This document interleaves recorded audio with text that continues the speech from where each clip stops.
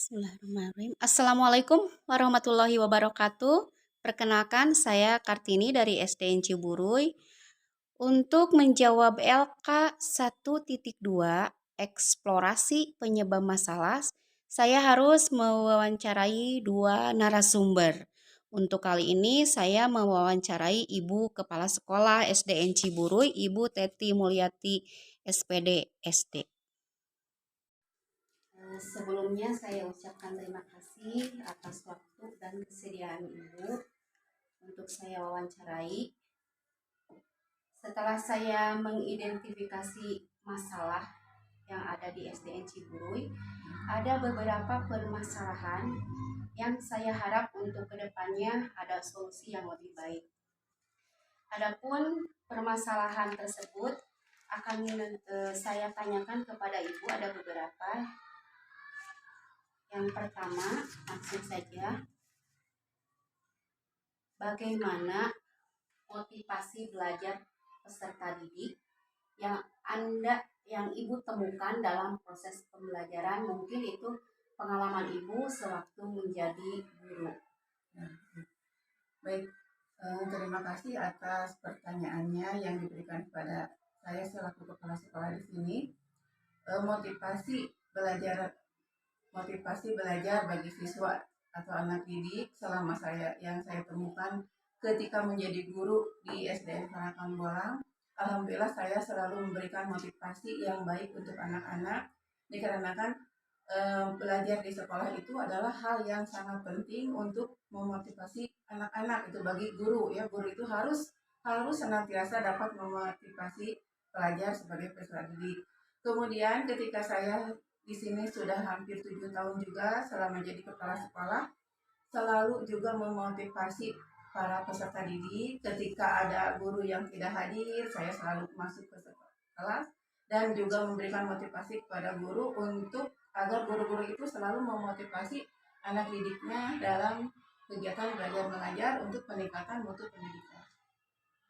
Terima kasih. Untuk selanjutnya saya ingin Ibu berbagi pengalaman juga, mungkin latar belakang yang menjadikan motivasi pelajar atau peserta didik rendah itu apa? Kalau pengalaman saya, motivasi peserta didik rendahnya itu bukan karena hal di sekolah saja, karena yang lamanya waktu adalah di rumah. Di sekolah itu cuma dari jam 7 sampai jam 12 itu kelas atas. Sedangkan untuk kelas bawah hanya dari jam 7 sampai jam 10. Nah itu jadi harus ada komunikasi antara guru dan orang tua juga, selain peningkatan proses pembelajaran oleh guru di sekolah. Karena itu penting, karena anak-anak itu lamanya belajar di rumah. Itu untuk pengalamannya sewaktu menjadi guru di SD Parakan Bolang. Nah, untuk sekarang Ibu kan jadi kepala sekolah di SD kita tercinta ini, di SDN Ciburuy. Menurut pendapat Ibu, menurut pengamatan Ibu, hal yang lain lagi, bagaimana kondisi literasi dan numerasi di SDN Ciburuy ini? Untuk kondisi literasi dan numerasi di SDN Ciburuy ini, selain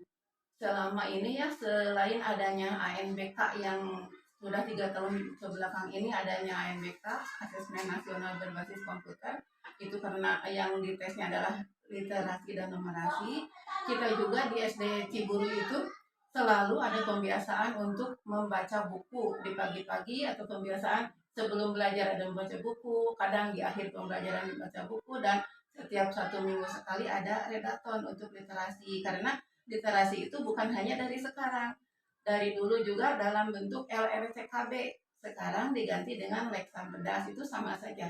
Jadi literasinya sudah diberikan kepada anak-anak itu, literasi dan numerasi, tetapi tetap kendalanya ada. Belajar membacanya itu anak-anak kebanyakan hanya di sekolah saja. Motivasi dari rumah, dari orang tuanya kelihatannya kurang karena kesibukan para orang tuanya. Itu mungkin yang saya dapat sampaikan. Ya. Terus bagaimana Kak dengan numerasinya? Untuk numerasi juga sama ya. Numerasi itu tetap anak-anak itu untuk menjawab numerasi itu harus paham di literasinya dulu. Kalau literasinya paham, pasti numerasinya juga akan lebih paham lagi. Dan untuk di SD Ciburuy, kami atau saya selaku kepala sekolah selalu menekankan kepada guru itu bahwa anak-anak itu harus paham membaca, memahami bacaan. Karena dengan memahami bacaan, pelajaran apapun mereka akan tahu, akan mengerti apa yang dimaksud dari pertanyaan, baik kepada numerasi maupun kepada pengetahuan lainnya. Untuk soal selanjutnya, pertanyaan saya selanjutnya ini tentang ibu selaku kepala sekolah. Yang saya tanyakan, bagaimana relasi ibu dengan rekan-rekan rekan-rekan guru semua? Untuk relasi ya, dari semenjak saya jadi guru juga, hubungan dengan teman, hubungan dengan kepala sekolah, dengan warga sekolah yang lain, saya itu menurut saya, entah untuk menurut orang lain, selalu berusaha untuk berbuat baik, baik dengan teman, dengan anak buah atau guru-guru di sini, dengan tetangga, dengan warga sekolah lain pun, saya selalu berusaha ingin baiklah, ingin baik. Karena dengan baiknya kita kepada yang lain, insya Allah semuanya akan berjalan dengan lancar dan kondusif di suatu sekolah itu. Itu. Terima kasih. Ya, untuk selanjutnya Bu, bagaimana cara Ibu menyampaikan beberapa hal tentang siswa atau tentang masalah yang terjadi, tentang masalah siswa yang terjadi di SD Ciguru ini kepada orang tua? Apakah Ibu secara langsung kepada orang tua atau melalui wali kelasnya sendiri? Itu mengenai itu, penyampaian saya terhadap orang tua itu tergantung masalahnya. Kadang-kadang ada masalah dari sekolah, orang tua dipanggil, kemudian dibicarakan bagaimana tabayun ya, kita anak yang salah itu apa alasannya, kita tanyakan kepada orang tuanya. Ada juga orang tua yang datang ke sini. Kalau datang orang tua ke sini menanyakan tentang kejadian anaknya seperti apa, kami selalu berusaha untuk berkomunikasi dengan orang tua tersebut, dengan anak dan juga dengan guru anak yang bersangkutan. Jadi tidak langsung oleh saya ditegur atau bagaimana, tidak, tapi dimusyawarahkan apa alasannya, apa masalahnya. Jadi kalau dalam agamanya itulah tabayun, dilihat dulu latar belakangnya kenapa terjadi begini, itu selalu seperti itu sangat saya rasa sangat baiklah. Jadi tidak semena-mena untuk menentukan ini yang salah itu yang salah, jadi kita harus tahu dulu latar belakangnya, Keluarga. iya. Nah, untuk selanjutnya ada mungkin ini pengalaman Ibu juga sewaktu menjadi guru. Yang ingin saya tanyakan, model pembelajaran inovatif yang pernah Ibu lakukan sewaktu menjadi guru. Ya. Kalau untuk model pembelajaran ya, ketika anak dulu jadi guru itu tetap di kelas 5 ya mengajarnya itu, kami saya selalu senang dengan melakukan model-model pembelajaran yang sekarang masih menerapkan itu PBL dan PJBL. Jadi ada pembelajaran berbasis masalah dan pembelajaran berbasis proyek. Apalagi sekarang dengan kurikulum merdeka, kita itu harus tahu model pembelajaran diferensiasi ya. Kemudian model-model pelajaran yang lain juga itu memang kalau anak kita memberikan pelajaran menggunakan metode yang bervariatif atau model pembelajaran yang bervariatif, anak itu akan lebih semangat ya, tidak bosan, jadi tidak jenuh. Baik mau belajar di luar atau di dalam kelas, itu seharusnya guru itu seperti itu. Selanjutnya ini tentang pengamatan mungkin ya Bu. Setelah Ibu menerapkan pembelajaran, model pembelajaran yang inovatif tadi, bagaimana antusiasme atau respon dari peserta didik dengan model pembelajaran yang sudah Ibu gunakan, Ibu laksanakan? Kalau melihat ketika itu ya, kita melaksanakan kegiatan belajar mengajar dengan menggunakan model pembelajaran, alhamdulillah anak-anak itu baik responnya dan juga hasilnya juga baik. Ketika jadi guru itu saya sering dalam ikut lomba OSN ya, Olimpiade Siswa Nasional itu, waktu di Parakambulang selalu jadi juara baik di tingkat kecamatan maupun kabupaten, karena dengan model pembelajaran itu anak itu akan selalu ingat ya. Saya selalu ingin guru-guru itu dapat melakukan pembelajaran dengan visualisasi dengan model pembelajaran. Jadi anak akan mengingat lebih lama, tidak seperti dengan berbicara atau ceramah. Itu cara ceramah itu kadang-kadang anak lebih ke komplit ya. tidak verbalisme lah, Iya. tahu nama tidak tahu apa sebenarnya yang terjadi. Dalam pembelajaran yang sekarang Bu ada yang dinamakan dengan ini soal-soal hot yang menurut Ibu bagaimana respon anak-anak ketika dikasih soal-soal yang seperti ini yang hot ini. Mengenai soal-soal yang hot itu tergantung siswanya Bu. Kadang-kadang kalau siswa yang tadi ya yang literasi numerasinya baik, kalau diberi soal hot itu dia pasti senang karena dia akan berpikir secara kritis. Tetapi bagi anak-anak yang dari tadi literasinya kurang itu, apalagi diberi soal yang hot itu kan lebih cenderung global ya, tidak to the point gitu, harus berpikir kritis anaknya itu. Nah itu kadang-kadang anak ada yang gimana ini teh, gimana itu teh, ya caranya seperti itu. Jadi untuk mengenai soal hot itu ya kembali lagi ke gurunya. Gurunya itu harus memberikan penjelasan yang lebih jelas sebelumnya. Misalnya dalam KBM-nya itu harus lebih jelas. Nanti kita beri soal yang hot, anak sedikitnya akan tahu. Tidak akan wah bagaimana ini cara menjawabnya, tidak, karena dia sudah tahu, sudah paham tentang pembelajaran itu.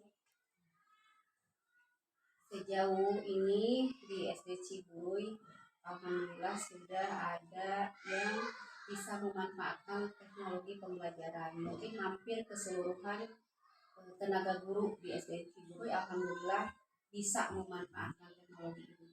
Nah menurut Ibu sejauh mana pemanfaatan teknologi dalam pembelajaran di SD Ciburuy ini?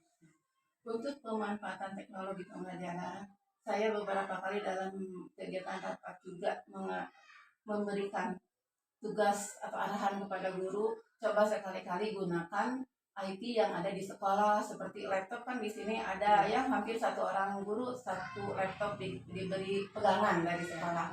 Nah itu tuh harus dimanfaatkan. Kemudian Infocus juga ada, yang lainnya ada. Jadi saya sangat berharap itu digunakan, dan kelihatan sudah ada lah, semua guru itu sudah menggunakan IT dan sudah pandai dalam menggunakannya. Apalagi sekarang nih guru-gurunya ada yang masuk CGP, sudah P3K. Jadi itulah dengan hal-hal seperti itu harus mau meningkatkan peningkatan mutu pendidikan melalui IT itu, karena sekarang itu kan zaman menggunakan IT ya, belajar juga, jadi anak-anak juga harus, terutama dengan adanya ANBK itu. Jadi guru dan anak itu harus memahami cara penggunaan IT itu. Belajar. Iya, belajar.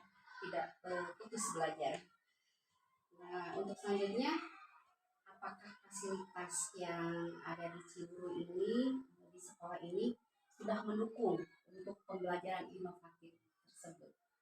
Kalau fasilitas ya, untuk IT-nya ada ya, dari beberapa laptop itu, kemudian Infobus juga ada, tinggal guru harus mau memanfaatkan. Dari lingkungan juga, di lingkungan juga di sini kan sudah ada data provinsi, otomatis tanaman-tanaman bisa digunakan seperti dalam pembelajaran IPA, dalam pembelajaran matematika juga bisa, dari numerasi literasi atau menjelaskan tentang satu pohon jadi satu cerita bisa, terus menjelaskan tentang perkembangbiakan tumbuhan bisa digunakan. Jadi lingkungan sudah bisa dimanfaatkan, IT juga yang ada bisa dimanfaatkan.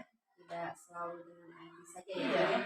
Lingkungan juga bisa dimanfaatkan. Terima kasih. Cuma ini ada satu pertanyaan yang cukup mengganjal saya. Bagaimana menurut Ibu apa saja unsur penyebab kesulitan anak dalam membaca, terutama anak kelas bawah, kelas 1, kelas 2, unsur apa saja yang kira-kira anak menjadi kesulitan untuk belajar membaca? Kalau dilihat dari penelitian secara tidak langsung ya, kesulitan anak itu alhamdulillah kalau di SD Ciburuy itu dari murid 40 ya 55 yang tahun kemarin itu 90% hampir bisa membaca. Nah yang 10%-nya itu, yang 5-10%-nya itu dikarenakan kelihatannya itu dari faktor di rumah, dari orang tuanya dimanja. Jadi anak itu kalau tidak mau sekolah itu bukan dibujuk untuk belajar, tapi dimanja dengan mainan, dengan diajak main, dengan memberikan makanan. Seharusnya orang tua itu membujuk anak, ya dikasih uang jajan asal mau membaca atau asal belajar membaca. Itu kurang motivasinya. Juga kami tidak menyalahkan orang tua, karena orang tua di sini adalah di daerah pertanian, daerah kampungnya masih banyak orang tua yang orang tuanya, ibunya bekerja, ayahnya juga bekerja. Kadang-kadang anak dititipkan sama kakaknya atau neneknya. Itu juga menjadi latar belakang kesulitan anak dalam cepat memahami bacaan. Bukan tidak peduli, mungkin karena orang tuanya Sibuk masing-masing bekerja. Karena kan perekonomian di sini kan menengah ke bawah lah. Menengah atasnya juga banyak, tetapi kebanyakan yang bertani. Kalau bertani itu kan pagi-pagi harus berangkat. Jadi tidak bisa untuk selalu menemani anaknya untuk belajar. Jadi kalau begitu ya guru juga di sekolah harus tahu latar belakang anak. Anak ini, kenapa anak ini tidak bisa membaca? Karena orang tuanya. Ya kita guru berusaha untuk menjadikan anak itu bisa membaca. Karena kewajiban kita. Mereka menyekolahkan anak-anak ke sini, berarti tugas kita untuk memintarkan anak tersebut untuk bisa membaca, untuk bisa berhitung, dididik budi pekerti segalanya. Jadi mereka sudah percaya kepada SD kita, maka SD kita, guru-gurunya, dan warga sekolah yang lain harus bertanggung jawab atas kepercayaan itu. Seharusnya begitu. Yang saya harapkan itu seperti itu. Mudah-mudahan kedepannya bisa lebih baik lagi dilaksanakan. Alhamdulillah, itu pertanyaan dari saya sudah selesai, Bu. Cuman saya mau minta sarannya, mungkin sarannya dari Ibu untuk selanjutnya, terutama untuk saya guru kelas 2 ini, berdasarkan dari pertanyaan ini, apa yang harus saya lakukan untuk kedepannya? Saran dari saya selaku kepala sekolah, ya, guru itu inovatif lah. Ya harus jemput bola itu sekarang zamannya apa? Ya cari dengan adanya PMM itu, ya dengan adanya webinar ya seperti itu.